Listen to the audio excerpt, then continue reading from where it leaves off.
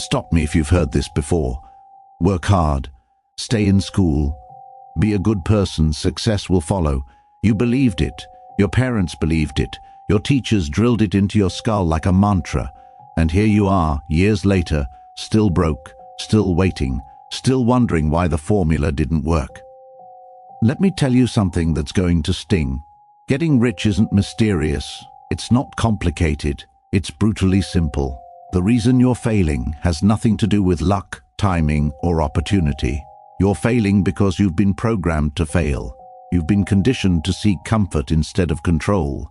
You've been trained to follow instead of dominate. And the sickest part? You did it to yourself.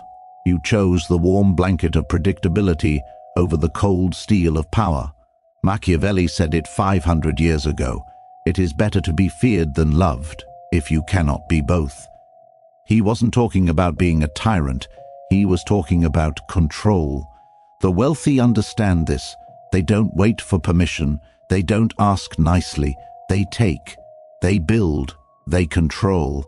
And while you're sitting there hoping someone notices your hard work, they're engineering the systems that keep you exactly where you are. Comfortable, obedient, broke. Here's the truth that no one wants to say out loud. The game is rigged, but not in the way you think. It's not rigged against you. It's rigged for anyone willing to see the rules clearly and play accordingly. Most people never see the rules. They're too busy playing by someone else's script, a script designed to keep them producing value for others while never capturing it for themselves. You want to know why the rich keep getting richer? It's not because they're smarter. It's because they refuse to play the game you're playing. They refuse to trade time for money. They refuse to seek approval. They refuse to stay comfortable. So, let me ask you something right now. Are you ready to face the brutal part? Are you ready to admit that everything you've been taught about success is a lie designed to keep you compliant? If you are, if you're genuinely tired of comfort and ready to take control, type yes in the comments right now. Not for me, for yourself. Because what comes next is going to require you to burn down every soft belief you've been clinging to. Let's start with the script, the one they handed you before you could even think for yourself. You were 3 years old when it began. Sit still, listen to authority, color inside the lines, don't question, don't disrupt, be good. From that moment forward, every institution you encountered reinforced the same message. School taught you to memorize and regurgitate, not to think critically or challenge assumptions. You learned to wait for permission to speak, to move, to exist. You learned that the reward for obedience is a gold star and a pat on the head. And you learned that deviation, creativity, and independence, those things get you sent to the principal's office. Fast forward to adulthood. Same script, different uniform. Show up on time. Do what you're told. Don't make waves. Climb the ladder one rung at a time. Work 40 years and maybe, just maybe, you'll get to retire with enough money to survive while your body falls apart. This is the path they sold you as success. A comfortable prison where you trade the best decades of your life for the illusion of security. But here's the part that should terrify you. The script doesn't just control your actions. It controls your desires. You've been taught to want things that keep you trapped. A nice car, so you need the job to make the payment. A big house, so you need the mortgage that chains you to the desk. The latest phone, the branded clothes, the vacations you document for strangers. Online. Every desire is carefully cultivated to keep you producing, consuming, and never, ever breaking free. The people who designed this system aren't evil. They're smart. They understood something fundamental about human nature. If you can control what people want, you control what they do. If you can make them crave comfort, they'll never seek power. If you can make them fear judgment, they'll never take risks. If you can make them believe that success comes from obedience, they'll never realize that wealth comes from ownership. And the most insidious part? They made you police yourself. You don't need a boss watching over your shoulder when you've internalized the rules so deeply that you punish yourself for even thinking about breaking them. You want to start a business? Your own mind whispers too risky. You want to demand more? Your own voice says, be grateful for what you have. You want to build something that could change your life? The script screams, who do you think you are? This is why the many stay poor and the few stay powerful. The powerful wrote the script. They know it's fiction. They know the rules are made up, so they ignore them. They build systems that capture value instead of trading time for it. They are working instead. They control the flow instead of being swept along by it. Meanwhile, everyone else follows the script, believing that if they just work a little harder, stay a little later, be a little better, they'll finally break through. They won't. The script doesn't have a breakthrough ending. It has a retirement party and a gold watch. You want proof? Look at what they teach in school. They teach you history, but not how power actually works. They teach you math, but not how money actually multiplies. They teach you to write essays, but not how to write copy that makes people buy.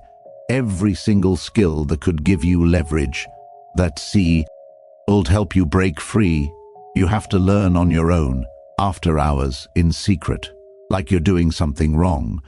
Because from their perspective, you are. You're threatening the system by learning to play a different game. So here's the harsh realization you need to accept right now. Everything you were taught about getting rich is backwards. They told you to be a good employee. The truth is, employees make other people rich. They told you to save money. The truth is, saving makes you poor in real terms, while inflation eats your value.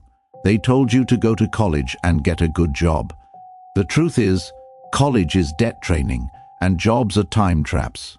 They told you to wait for your turn. The truth is, the people getting wealthy never waited for anything. The script was designed to produce predictable, obedient workers who generate wealth for systems they don't own. And it worked. It worked on your parents. It's working on your peers. The question is whether it's going to keep working on you. Now we go deeper, into the actual laws that govern wealth. Not the fairy tales they taught you, the ruthless principles that the powerful use while pretending they don't exist. These aren't theories, these are the operating systems running in the background of every empire, every fortune, every dynasty. Learn them or stay broke. Those are your options. Law 1. Own, don't work. This is the foundational split that separates the wealthy from the worker. When you work, you rent out your time. When you own, you control an asset that produces value whether you're present or not. A job is a rented time. A business is own value. Stocks are own value. Real estate is own value. Intellectual property is own value. The wealthy spend their time acquiring things that produce money. The poor spend their time producing money for things they don't own. You want to know why your boss makes more than you, even though you do the work? Because he owns the system. You're inside the system. He controls the machine. You are a component in the machine. And components are replaceable. Machiavelli understood this perfectly. He said, the first method for estimating the intelligence of a ruler is to look at the men he has around him. Translation: intelligent people build systems and hire operators. Unintelligent people become the operators in someone else's system. If you're trading 40 hours a week for a paycheck, you're the man around someone else's ruler. You're making them look intelligent while you stay broke. Here's your reframe. Stop asking what job I should get and start asking what asset I should build. Every hour you spend working for someone else is an hour you didn't spend building something you own. Yes, you might need the job right now. Fine. But every spare hour, every ounce of energy left over goes into building your own engine, a side business, a digital product, a portfolio, something, anything that produces value independent of your physical presence. Because ownership is the only path to freedom. Employment is a comfortable trap with a 401k. Law 2. Control the flow, don't swim in it. Most people are downstream. They react. They respond. They take what's given. The wealthy position themselves upstream. They decide what flows down. They control supply, demand, perception, and distribution. If you're responding to job postings, you're downstream. If companies are responding to your value, you're upstream. If you're buying products, you're downstream. If you're selling products, you're upstream. If you're consuming content, you're downstream. If you're creating content that shapes perception, you're upstream. This is about leverage and positioning. The person who controls access controls power. The person who decides what's valuable control. LS Wealth. Think about platforms. YouTube decides which videos get seen. Amazon decides which products get featured. Banks decide who gets loans.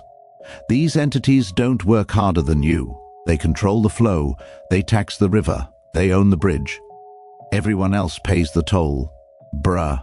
Our reframe. Stop participating in systems where you have no control and start building systems where you set the terms. If you're going to spend 8 hours a day working, make sure you're building a channel, a funnel, a platform, something where you control who sees what and when. Even if it's small, even if it's just beginning, the goal is to move from rented access to owned access. Because once you control the flow, you control the value B-bar, AW3. Multiply through systems, not effort. Hard work is a scam. Let me say it again. Hard work by itself is a scam sold to people who will never be wealthy. You know who works hard? The single mother with 3 jobs. The construction worker in the desert heat. The nurse is pulling double shifts. They work harder than any CEO, and they're broke. Why? Because effort doesn't scale. Systems scale. A system is a process that produces output without requiring your constant input. A business with employees is a system. A product that sells while you sleep is a system. Investments that compound are a system. Content that generates ad revenue years after you made it is a system. These things multiply your effort. They take 1 hour of your time and turn it into 1,000 hours of value. Baba. Wealthy don't work more. They build better systems. Then they let the systems work. Machiavelli said it differently, but the principle holds. He who builds the fortress before the storm survives the siege. Translation: build systems during peace so you dominate during chaos. If you're still trading 1 hour for 1 paycheck, you have no fortress. You're exposed. 1. Illness. 1 layoff. 1 bad month, and you're finished. Here's your reframe. Every task you do more than once should be systematized. Every skill you have should be turned into a product. Every process should be documented and automated or delegated. Your goal is not to work harder.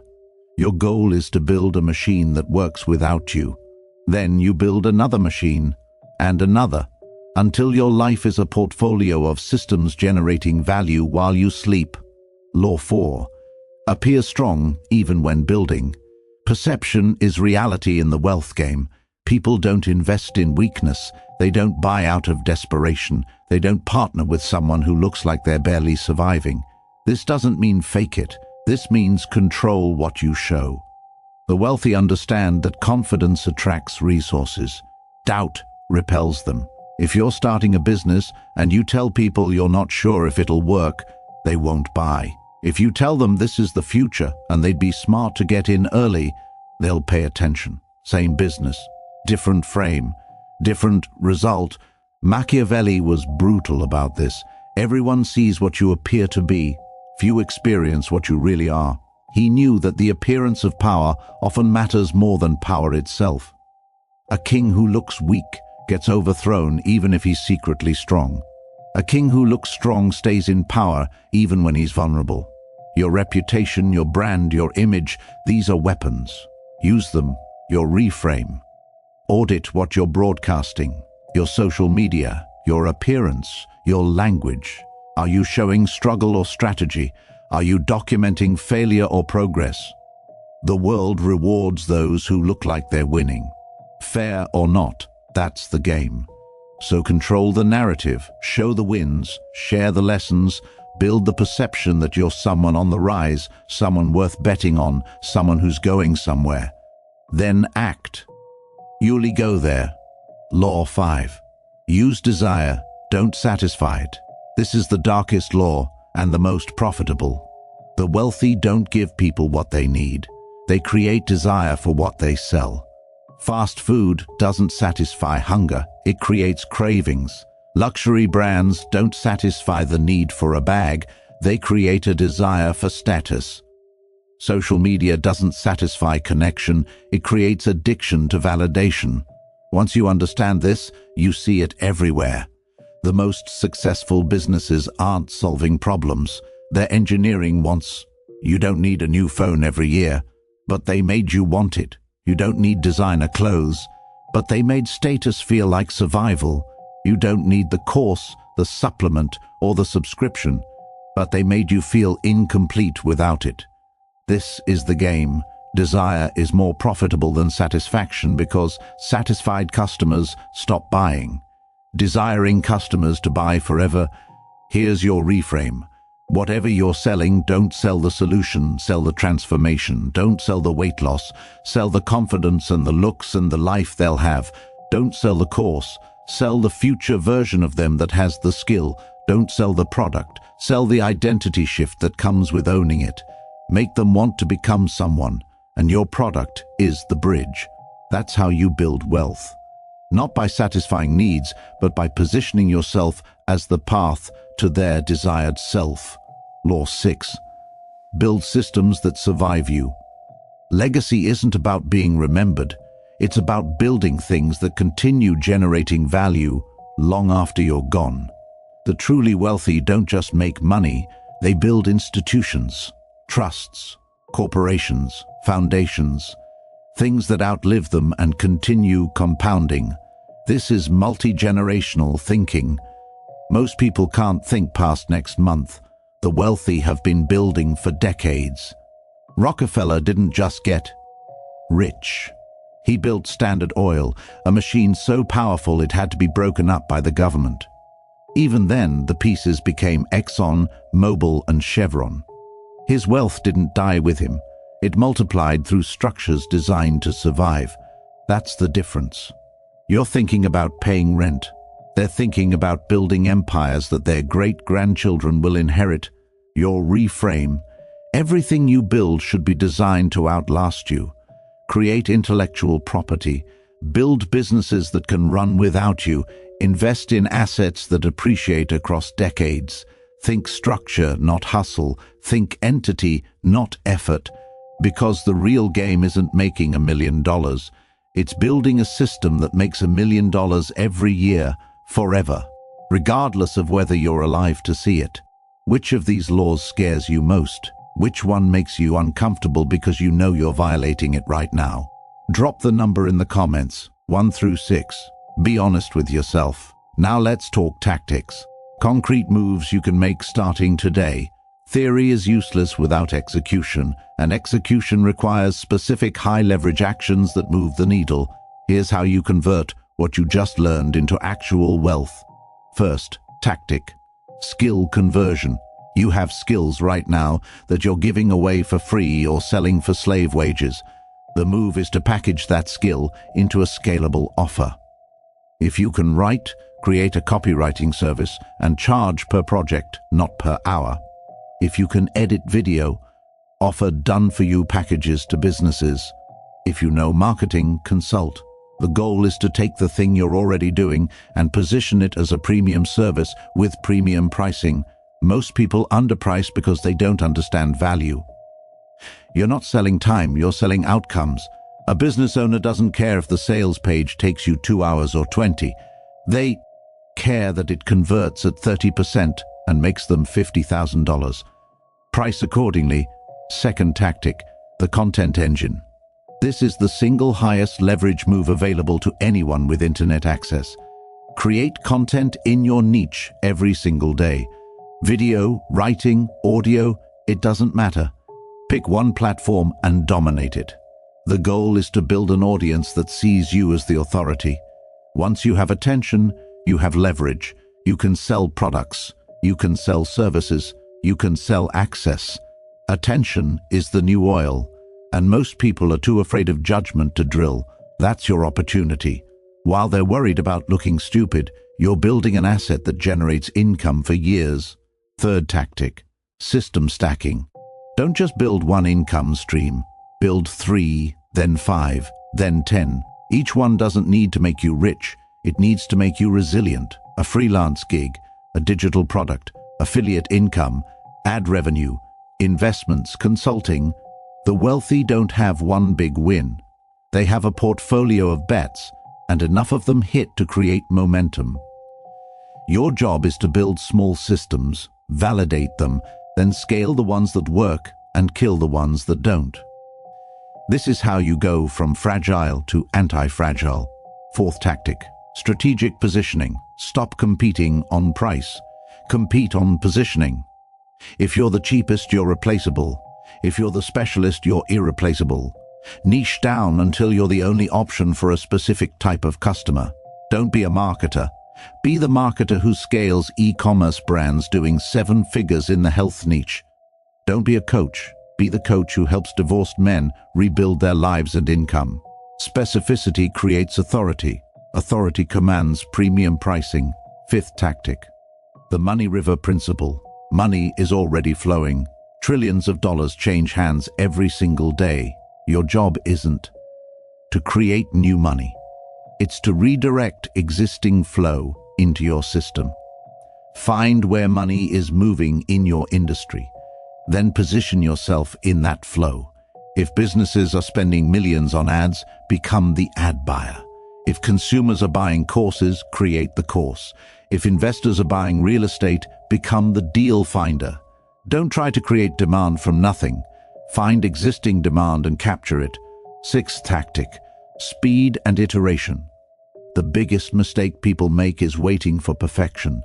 They spend months building the perfect product, the perfect website, the perfect offer. Then they launch to crickets because they didn't validate demand. The correct move is to launch fast, learn fast, and iterate fast. Build a minimum viable offer. Get it in front of customers. See what breaks. Fix it. Repeat. The market will teach you more in 1 week than theory will teach you in 1 year, but only if you're willing to look stupid and fail in public. Seventh tactic, leverage other people's assets. You don't need your own audience to make money. You need access to someone else's audience. This is joint ventures, affiliate partnerships, and collaborations. Find someone who has what you need, an audience, a platform, a distribution channel, and offer them something valuable in return. Revenue share, profit split, exposure. The fastest way to scale is to borrow leverage from people who have already built it. Most people are too proud to ask. That pride keeps them broke. These aren't theories. These are battlefield tactics. The difference between you and someone making 10 times what you make isn't intelligence. It's deployment. They deployed these tactics. You're still thinking about it. Let's go even darker, into the psychology of wealth, the levers that control human behavior, and how you can use them ethically to attract money like gravity. First lever, fear. People are more motivated by loss than gain. This is hardwired into our survival brain. You want someone to buy? Don't just show them what they'll gain. Show them what they'll lose by not acting. Scarcity, urgency, consequences. These aren't manipulations. These are realities. If they don't fix their business, they will lose money. If they don't learn the skill, they will stay stuck. You're not creating the fear. You're making the existing fear visible. Then you offer the solution. This is how insurance sells, how security systems sell, how every high-ticket offer sells. Make the pain of inaction greater than the pain of action. Second lever, desire. We covered this, but go deeper. Desire isn't logical, it's emotional. People don't buy what they need, they buy what they want. And what they want is almost always an identity shift. They want to be seen differently, they want to feel different, they want to become someone new. Your product is just the vehicle. If you're selling fitness, you're not selling workouts. You're selling the identity of someone disciplined, attractive, and powerful. If you're selling business coaching, you're not selling advice. You're selling the identity of someone successful, free, and respected. Frame everything as a transformation, not a transaction. Third lever, social proof. Humans are herd animals. We look to others to decide what's valuable, what's safe, what's worth pursuing. This is why testimonials work, why case studies work, why showing results works. If other people have already succeeded with your offer, the new prospect's brain relaxes. It's not risky anymore. It's validated. The move here is to collect proof relentlessly. Screenshots of results, video testimonials, before and after comparisons. Then display them everywhere. Your sales page, your content, your ads. Let other people's success sell for you. Fourth lever, authority. People defer to perceived experts. If you position yourself as the authority in your space, people assume you're worth listening to. This is why credentials matter, why media appearances matter, why does being featured or published or interviewed matter. It's social signaling that you're legitimate. The fastest way to build authority is to create content that demonstrates expertise and to associate yourself with other authorities. Get interviewed on podcasts, write guest articles, speak at events. Every appearance adds a layer of credibility that makes selling easier. Fifth lever, reciprocity. When you give someone something valuable for free, they feel obligated to return the favor. This is why free content works, why lead magnets work, why free trials work. You're not just providing value, you're triggering a psychological debt. They got something from you. Now they're primed to give something back. The move is to give genuinely useful value up front, then make an offer. The people who received value and didn't pay for it will be more likely to buy than cold traffic who have never experienced what you provide. Sixth lever, contrast. The way you frame an offer determines its perceived value. $1,000 course sounds expensive until you compare it to the $10,000 they'll make from implementing it. $100 product sounds cheap until you compare it to the free garbage their competitors are putting out. Everything is relative. Your job is to control the comparison. Show them what they're getting versus what they'd pay elsewhere. Show them the result versus the investment. Show them the value versus the cost. Contrast turns expensive into obvious. Here's the truth that makes people uncomfortable. Persuasion isn't evil, it's a tool. A hammer can build a house or crack a skull. The tool is neutral. The user decides. The wealthy use these levers every single day to move resources in their direction. You can use them ethically to provide real value and get paid what you're worth. Or you can ignore them and stay broke while judging people who actually understand human nature. Your choice. Now we talk about protection. Making money is easy compared to keeping it. Most people who get their first win immediately sabotage themselves. They upgrade their lifestyle. They trust the wrong people. They skip the legal structures. They celebrate instead of fortifying. Then they're back to zero, wondering what happened. Here's what happened. They didn't build the fortress, first protection principle, legal structures. If you're making money and you don't have an LLC or corporation, you're insane. One lawsuit, one mistake, one angry customer, and they can take everything you own personally. Your house, your car, your savings. The move is to separate your business assets from your personal assets legally. Form an entity, open a business bank account, keep everything separate. This isn't complicated. It costs a few $100s and a couple of hours. But most people don't do it because they're not thinking like someone who has something to lose. Start thinking that way now, before you have something to lose. Second protection principle, boundaries with people. The moment you start making money, people will appear. A family that suddenly needs loans, friends with business ideas that require your capital, partners who want 50% for doing 10% of the work. Your job is to say no without guilt. The wealthy protect their resources ruthlessly because they understand that money is energy, and energy given to the wrong people is energy wasted. If someone adds value, compensate them fairly. If they don't, cut them loose. No exceptions, no guilt.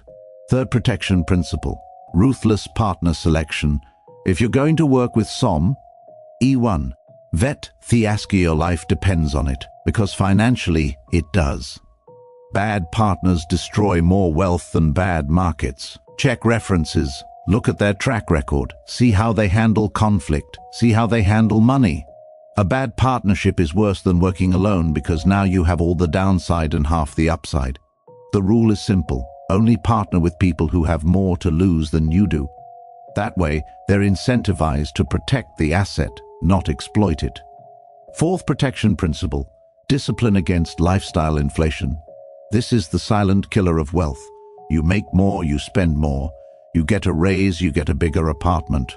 You close a deal, you buy a car. This is how people stay broke at every income level. The move is to keep your lifestyle fixed for as long as possible while your income grows. Every extra dollar goes into assets, into investments, into systems, not into things that decay. The wealthy stay wealthy because they don't need to look wealthy. They're secure enough to drive a normal car and live in a normal house while their net worth compounds. In private, fifth protection principle: information control. Stop telling people your plans. Stop broadcasting your wins. Stop sharing your strategies. Every time you talk, you give away leverage. People will copy you, people will undercut you, people will sabotage you, sometimes without even realizing it. The move is to operate in silence. Built in private. Win in private. Let the results speak. Machiavelli knew this. He said, "The wise man does at once what the fool does finally." Translation: the fool announces his plans and lets everyone prepare. The wise man executes and lets everyone react. Be wise. You've got the laws. You've got the tactics. You've got the psychology. You've got the protection principles. Now comes the part where most people fail: execution. Because knowing just nothing, doing changes everything. So here's your brutal action plan for the next 90 days. This is war. Treat it accordingly, day 1 through 30. Pick one skill you already have and monetize it immediately. Not next month, not when you're ready. Now, create an offer, set a price, tell 10 people, get your first paying customer. It doesn't matter if it's perfect. It doesn't matter if it's scary. You need to break the seal between thinking about money and actually making it. Most people never cross this line. They live their entire lives as theoretical entrepreneurs. You're not going to be theoretical anymore. You're going to be transactional. Day 31 through 60. Build one system. Take the thing you sold manually and systemize it. Create a process. Document the steps. Build a simple funnel. Set up email automation. Create content that drives traffic. The goal is to move from trading time for money to building something that generates money with less time.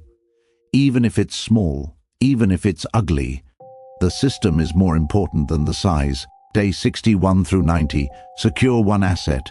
Take the money you made and put it into something that appreciates. Not a car, not clothes, not a vacation, an asset. Stocks, a domain, a piece of equipment that lets you serve more customers. A course that teaches you the next skill. Something that makes you more capable or more wealthy 6 months from now than you are today. This is how you start the compounding loop. Make money, build a system, buy an asset, repeat forever. The entire plan fits on one page. One skill, one system, one asset, 90 days. If you can't do this, you're not serious. You're still playing, you're still comfortable. And comfort is the enemy of everything you say you want. Here's the part where I tell you the truth you don't want to hear. Most of you won't do this. You'll watch this video. Why? You'll feel inspired for 20 minutes. Then you'll go back to scrolling, back to complaining, back to waiting for someone to save you. And that's fine. The world needs workers. The system needs people who follow the script. But some of you, a small percentage, are going to take this and run. You're going to realize that the only thing standing between you and wealth is action. Not talent, not luck, not timing. Just action. Consistent, ruthless, strategic action. Those of you who get it, who really get it, you're about to change your life. Not because of anything magical, but because you're finally going to stop lying to yourself about what it takes. It takes ownership. It takes systems. It takes ruthlessness. It takes a willingness to be uncomfortable, to be judged, to be alone while everyone else is partying and sleeping and staying safe. Machiavelli's final lesson, the one that ties everything together. Men are so simple and so ready to obey present necessities that he who deceives will always find those who allow themselves to be deceived. Translation? Most people are asleep. They want to be told what to do. They want to believe the fairy tale. They want the script. Your advantage is that you're awake now. You see the game. You see the rules. You see what's actually required. So here's your choice. Go back to sleep and stay comfortable. Or stay awake and build the life you actually want. Not the life they told you to want. The life you choose. The life you design. The life you control. If you commit right now, if you're actually going to do this, type "I build" in the comments. Then leave a one-sentence promise to yourself. Not to me, to you. Because this isn't about motivation, this is about identity. You're not someone who watches videos about success. You're someone who builds systems and acquires assets and takes control. Prove it. Comment now. This is the mom. End. The brutal truth is on the table. The path is clear. The only question left is whether you have the spine to walk it. Most don't. But you're not most people. You're here. You watched this far. You know something shifted. Don't let that shift fade. Let it burn. Let it drive you. Let it turn you into someone unrecognizable, to the person you were 90 days ago. The game is simple. Own, control, multiply, protect. Everything else is noise. Everything else is a distraction. Focus on the 4 pillars and you win. Ignore them and you stay exactly where you are, wondering why life keeps happening to you instead of for you. I'll see you at the top. Or I won't. Either way, the game continues. The only question is whether you're playing or being played.